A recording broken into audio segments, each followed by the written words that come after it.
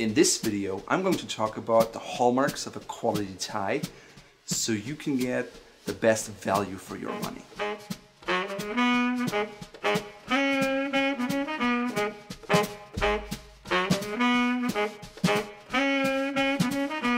There are millions of ties out there, and every year millions more are added, but only very few are of such good quality that they're worth your money.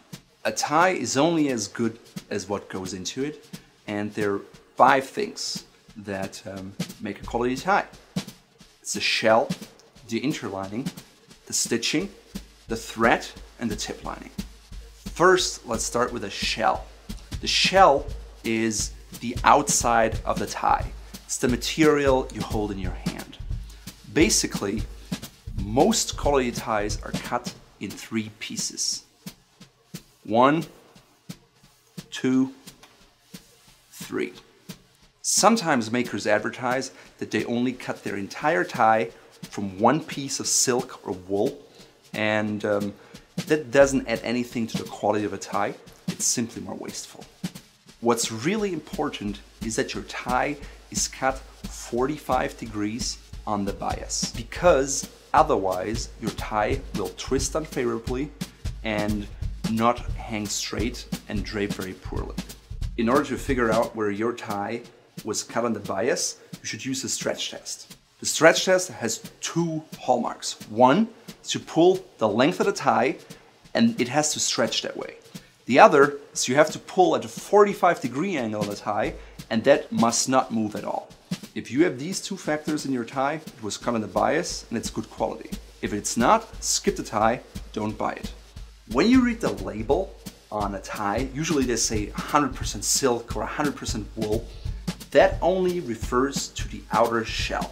What you always have to keep in mind is that silk doesn't equal silk, just like cotton doesn't equal cotton. Most of the silk nowadays comes as the raw material from China. However, the processing of silk is hugely different. Silk is a very thin material and has to be spun into yarns the right way with the different raw materials so it has the right thickness, and then it has to be woven with a jacquard loom or printed. Quality silks from Italy or from England can be 15 to 20 times as expensive as the same amount and same weight of silk from China. At Fort Belvedere, we only use the highest quality silks from the best printers and weavers in the world. That also means our base cost is much higher than other ties you'd buy somewhere on the street for $5 or $20. For our silk ties, all that's from China is the raw material of the silk, but all the processes, the dyeing, the spinning, the weaving, all of that is done in Italy and in England, simply because it provides a better quality product. The traditional way to cut a tie is a so-called 3-fold tie. It's called that way because the tie is folded 3 times. Basically, one on the inside, second one over, and over again, so you get a closed seam on the edge. In recent years, the term 7-fold has become more popular and is often used as a quality hallmark. However, it is not. All 7-fold means is that your tie was folded 7 times and it doesn't have an interlining, so it's all silk. That means your tie was produced in a more wasteful way, and not only that, in my personal opinion, the hand and the knot of a 7-fold tie is just not as beautiful as the one of a 3-fold tie with an interlining. A lot of people have come up with different ties, 4-fold ties, 5-fold ties, 7-fold, 8-fold, 9-fold, 6-fold, you name it. In my opinion, this whole development is rather ridiculous, and it reminds me of the razors, Gillette Mach 3, 3 blades, 4 blades, 5 blades, when in fact the best shave you get with a single double-edged blade of high quality. So don't let the number of folds fool you. If you choose a cheaper silk and the knot doesn't look good, it doesn't matter how many folds your tie has. What matters is the look and the feel and the quality of the materials used. Second, interlining. The interlining of a tie is very, very important because it helps a tie to prevent wrinkles, it helps a tie to drape, and oftentimes it's completely neglected. That's obvious because on a label it usually only talks about the material of the outer shell. It never even mentions the interlining. Therefore, most ties contain cheap polyester-based interlinings that are thick, and so people think a thick tie stands for quality. However, that's not true.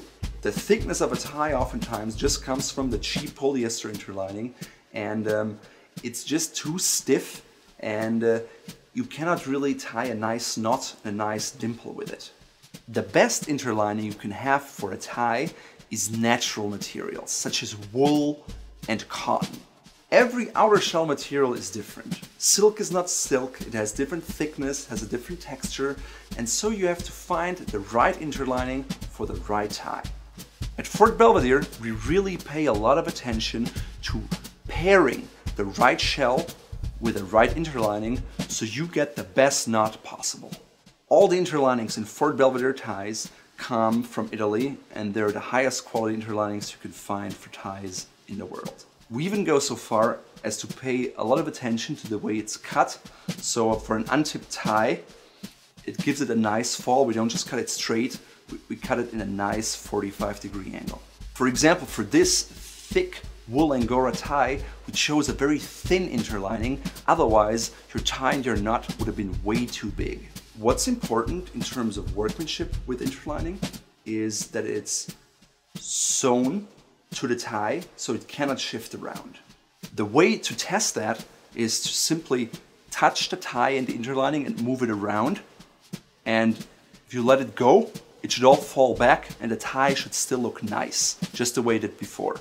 On a poor quality tie, the lining will shift and be off center and your tie will look terrible and you will not enjoy this kind of tie. So if the interlining is not good, if it's cheap, if it's very thick, usually leave the ties aside because it means it's not quality, it's just cheap filler material. The third hallmark is the stitching of a tie. Most ties today are machine made. There's a special machine called Liba machine, and all you have to do is put in your tie, close it up, and it sews the tie up in seconds. Even though the Liba machine is very time efficient, it's not the best quality way to stitch a tie because the stitch is too inflexible. It doesn't have enough room. A tie is three-dimensional. When it drapes with your knot, it needs room to stretch and be flexible. Therefore, your stitch must be loose and must have some room to give when you untie your tie, when you tie a tight knot. Otherwise, the thread will rip and ruin the tie. Sometimes also it can shift the material if there's not enough room. A high quality tie is always hand sewn. Basically, you can find two ways to stitch a high quality tie. The one is a so-called loop stitch because it shows a loop at the end. Stitched from one end, going back to the other end, leaving an additional reserve for the thread so the tie can stretch without ripping the thread. The other way to tie a tie is to simply have a thread and a knot at the end and to leave a reserve of the thread. In my opinion, the loop stitch is slightly better. At the end of the day, what really counts is the flexibility, and you get that with this stitch as well. The only problem is if the knot is not big enough, you can pull it through the hole and the tie can come undone, or even worse, it rips. The fourth hallmark of a quality tie is the thread that's used. The thread is important because it holds the tie together, and the stronger your thread, the longer your tie will last. Most ties are sewn together in a way you don't see it. At Fort Belvedere, we decided to use our signature green 3-ply silk thread from Germany to keep the tie together. So it's a really strong quality thread, and we also use it for our tags, which are hand sewn at the end, and they connect the interlining to the outer shell, so everything stays in place and nothing moves around. Most other companies use a thinner thread that rips more easily, so you either have to bring it to your alterations tailor to have it fixed, which can be difficult because they don't know how to do it, and then the tie is not flexible anymore, and it's simply not great. So investing in a high quality thread is more expensive, but we think it's worth it. Looking at ties, you can always just look at the thread and you can look at the stitch density. The higher the stitch density, the better it is because it has more anchoring points, so you get less pressure on an individual part of your thread. And other than that, you can just pull a little bit. If it's a poor quality tie, it will rip, but don't rip too hard because otherwise the store will make you pay for it. Whether you have the thread showing on the outside or hidden on the inside, there's no difference in quality. It's more decorative, that's all. Fifth hallmark of a quality tie is the tip lining. Basically, you can have a lined tie with a tip lining or an unlined tie. Here we have a tip lining, which is a separate fabric, and many companies use a cheap polyester tip lining because it's less expensive and it's a way to save material. Most ties nowadays have a tip lining to simply cover up their interlining, which is oftentimes very thick and of poor quality. So if your tie is untipped, you can actually really see what's going on inside. And untipped ties were the standard in the 1930s. And so at Fort Belvedere, we offer some ties untipped with hand-rolled edges, which takes much more time.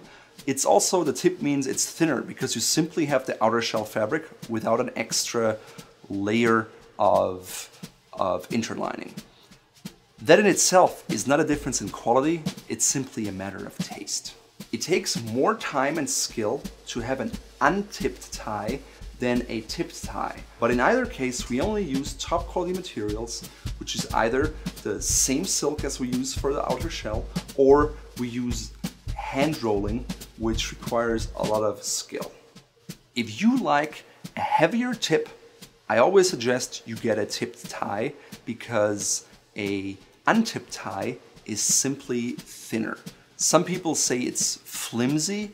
In my opinion, it's more airy and lighter, and especially great for spring-summer seasons. One thing that's really not a hallmark of a quality tie is the so-called keeper. The keeper is that little piece of fabric at the back of your tie that was made so you can actually put the slimmer end of the tie through to keep it in place. Personally, I think you should never use the keeper and much rather have both ends dangling because it gives you a more nonchalant, more elegant look. Nevertheless, some people like them, so we add them in our Fort Belvedere ties. If you like to put your slimmer end through the keeper, of course you need one, otherwise don't worry about it, it's not a quality hallmark. Another reason not to use the keeper is so you can actually see both ends of the tie. That's particularly nice if your tie has a lot of handwork, such as decorative stitching or hand rolling, so you can clearly see it.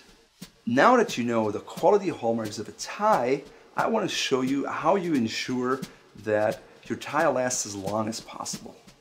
The proper way to store your classic 3-fold, 5-fold, 6-fold, 7-fold, whatever fold tie is to roll it up once you've worn it.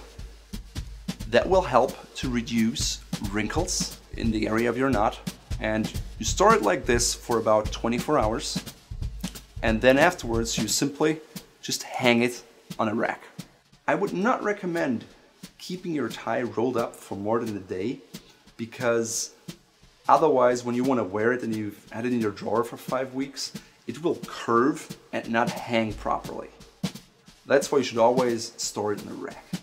If you're interested in knit ties, please watch our specific knit tie video.